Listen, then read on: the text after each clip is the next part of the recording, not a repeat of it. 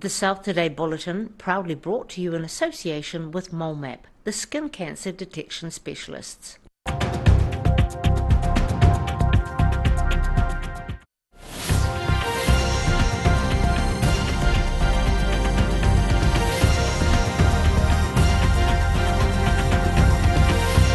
Tonight on the South Today, changes to anti-smoking laws are on the way, but some Dunedin doctors are voicing concerns. Queenstown Primary welcomes new relocatable classrooms fresh off the truck from a neighbouring school. And a popular Wanaka tourist attraction prepares to celebrate a big milestone, and it's no illusion.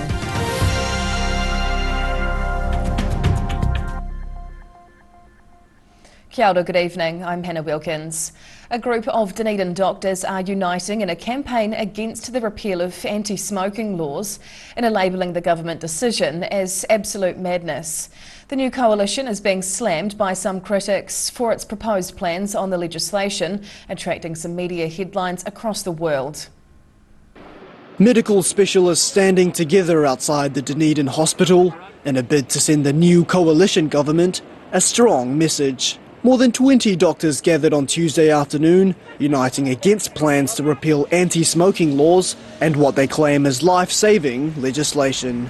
Lung cancer specialist Dr. Blair McLaren believes the proposal is a big step backwards and thinks the government should listen to the professionals. I've seldom seen clinical staff more unified, because this is not a morally grey area. There is absolute certainty about the harms of tobacco and smoking. New Zealand was set to become the first country in the world to attempt to ban smoking for the next generation, but doctors believe a repeal will see New Zealand in the international headlines for all the wrong reasons. It came across very, very well. It was a very good idea. It was going to save lots of lives. It was going to reduce cardiovascular mortality significantly.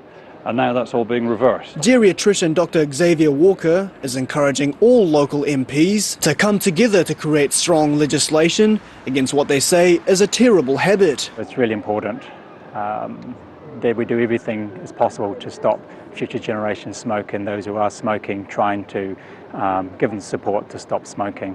The coalition government says the proposed phase-out of cigarette sales would have led to increased ram raids and crime and would have stoked the black market for smokes. But these doctors want MPs to reconsider the plans and help support communities at risk with health issues. In Dunedin, the South Today.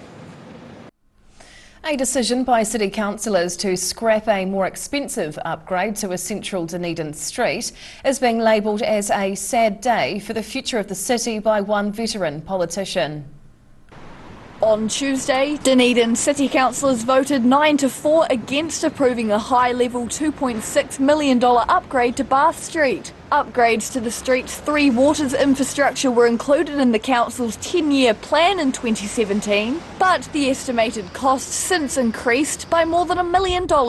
Councillors had the option of proceeding with the original upgrade plans or to revise the approach around a smaller budget. Councillor David Benson-Pope believed Bath Street had incredible potential in the city centre, claiming the council had a lack of vision for not backing the full proposal. But Dunedin Mayor Jules Raddick says Bath Street's a secondary street used mainly as backdoor access to surrounding businesses. He says to transform it into a retail street was just absolute nonsense. Councillors instead voted by 10-3 to support a more moderate $1.5 million alternative upgrade to Bath Street. In Dunedin, the South Today.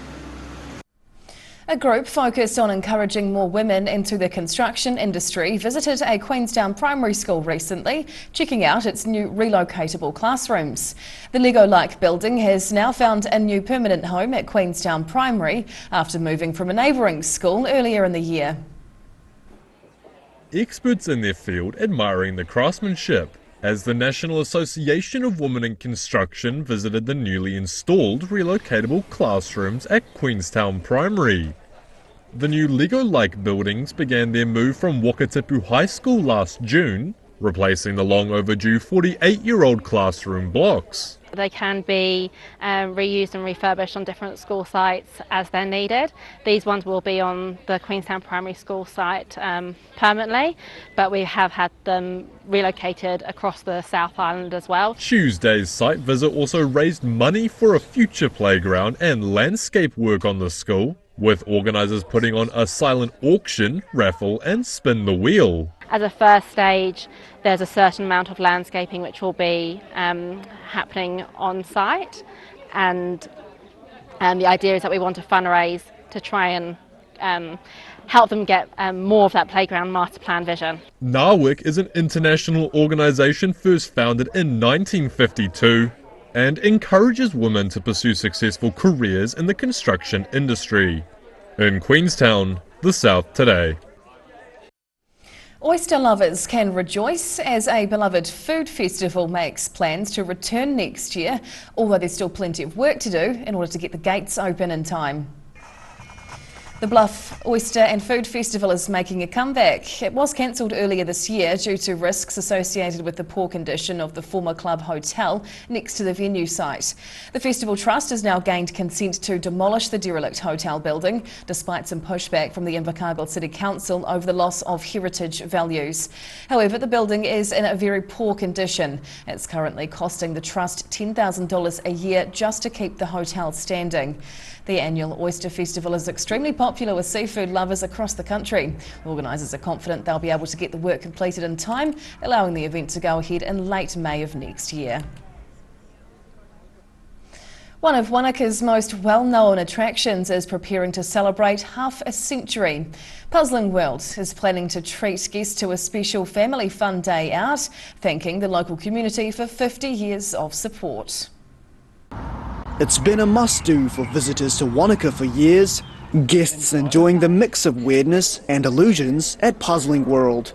Now, staff are getting ready to host a special community event next week, celebrating the attraction's 50th birthday.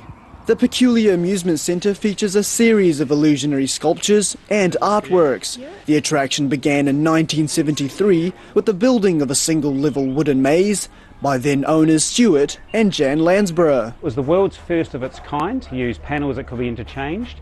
10 years later, then Stu added this second story to make it the world's first second story three-dimensional maze. Puzzling World Marketing Operations Manager Duncan Spear is excited to reach the significant milestone of half a century and is keen to see the attraction continue to grow. We're sort of looking forward to sort of the next sort of 10 to 20 to 30 years of business, sort of, giving us no more macroeconomic shocks. Thank you very much. Wanaka Puzzling World is set to open 2 new illusion rooms as part of its 50th anniversary celebrations and is expecting a strong turnout of residents and supporters at the grand unveiling.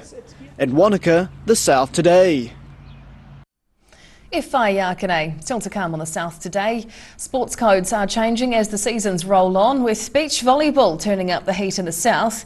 And as we do every year here at the South Today, we'll begin our look back at the year, highlighting the top stories by month, starting with January.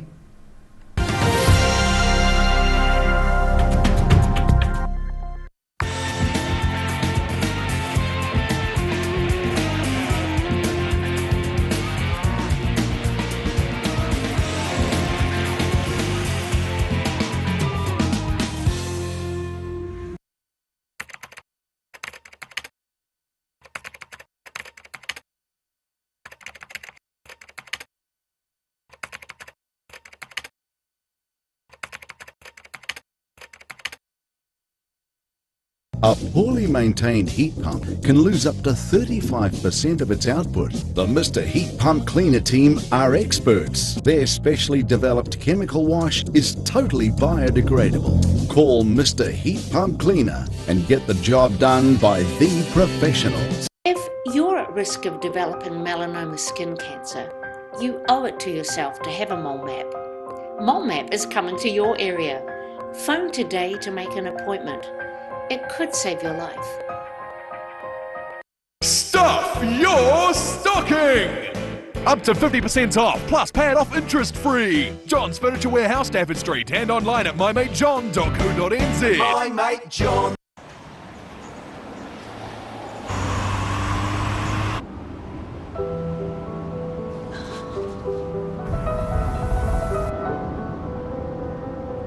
such a sweet girl.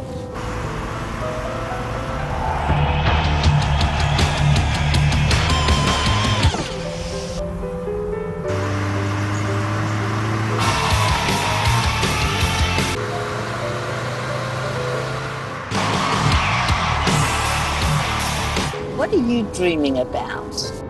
Just music.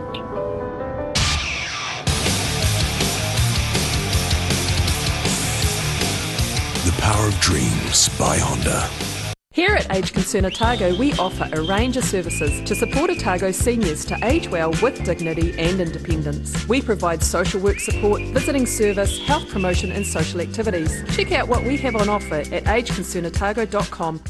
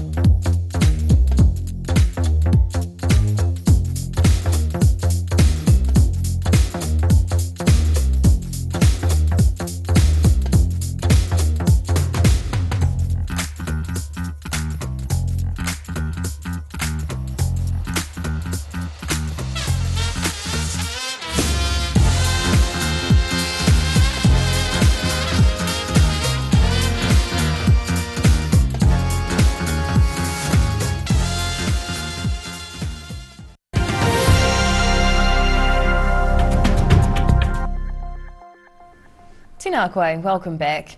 As warmer weather starts to show its face in the south, swimmers and sunbathers aren't the only ones venturing to the beach. A group of athletes hit the sand over the weekend, enjoying a day by the waves, competing in a beach volleyball tournament. Surf and sand is the backdrop for players at Brighton Beach as they gather for a beach volleyball tournament.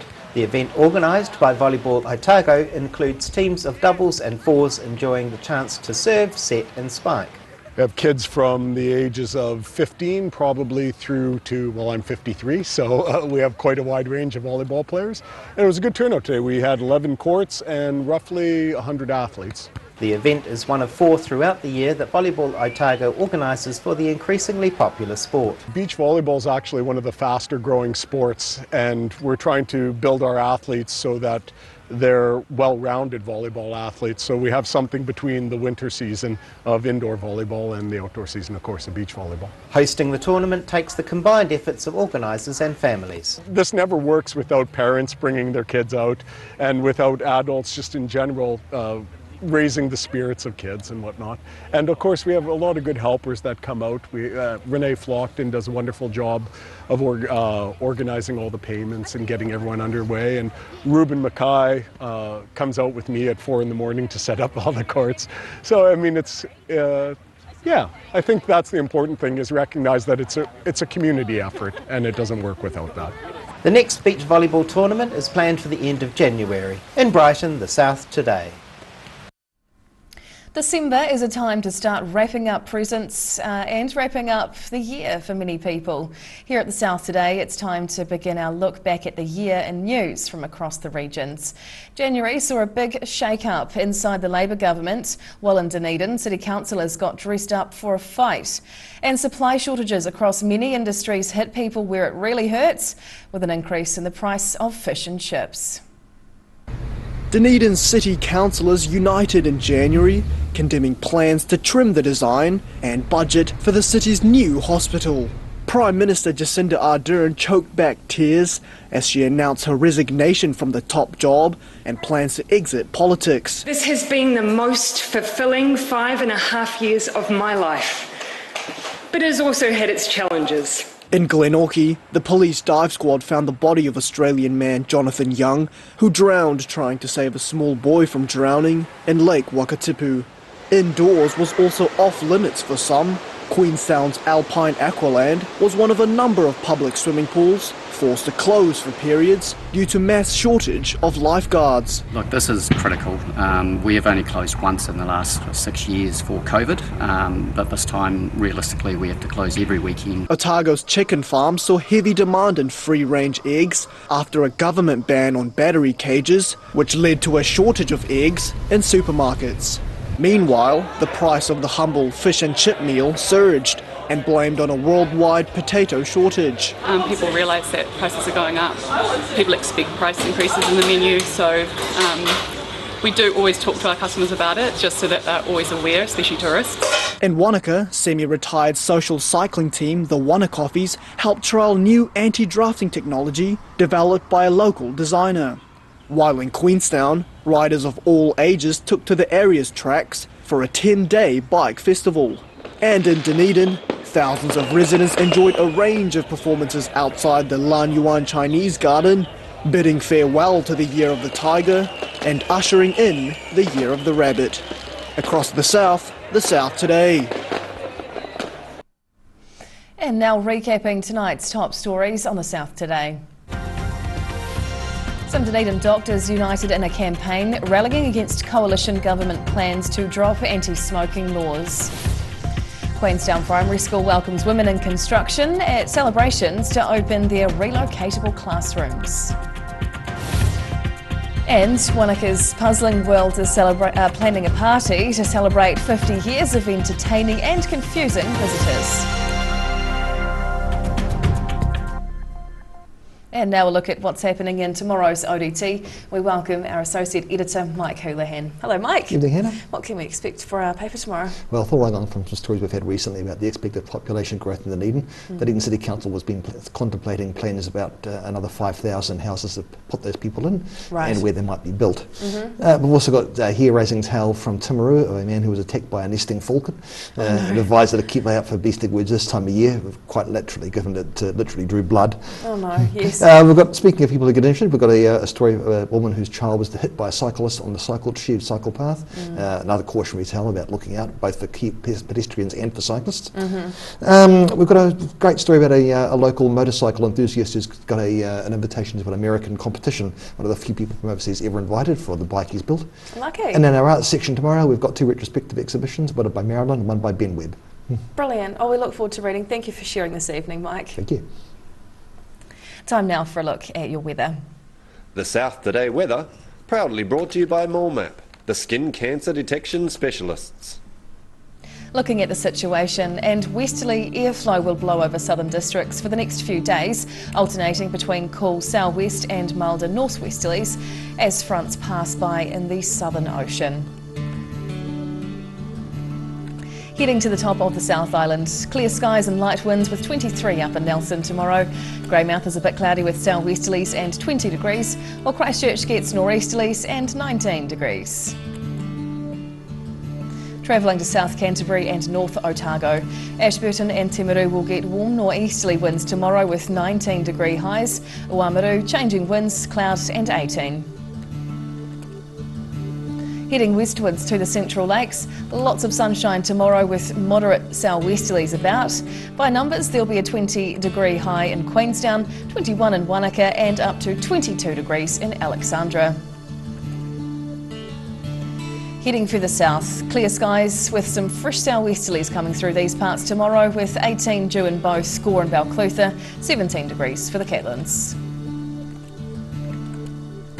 Across to Invercargill, a clear fine night ahead as it drops to 11. Thursday's looking good with some scattered clouds and light winds with a 15 degree high, and Friday's even warmer with 18, although it will be showery at times with fresh west to northwest winds.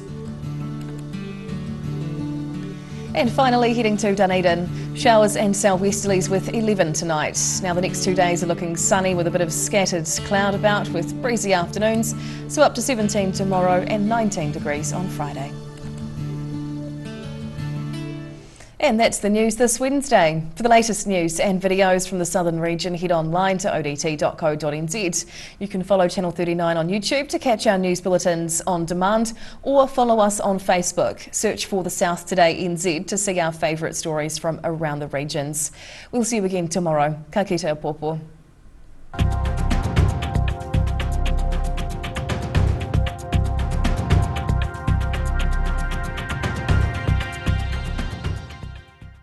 Public interest journalism funded through New Zealand On Air. The South Today Bulletin proudly brought to you in association with MoleMap, the skin cancer detection specialists.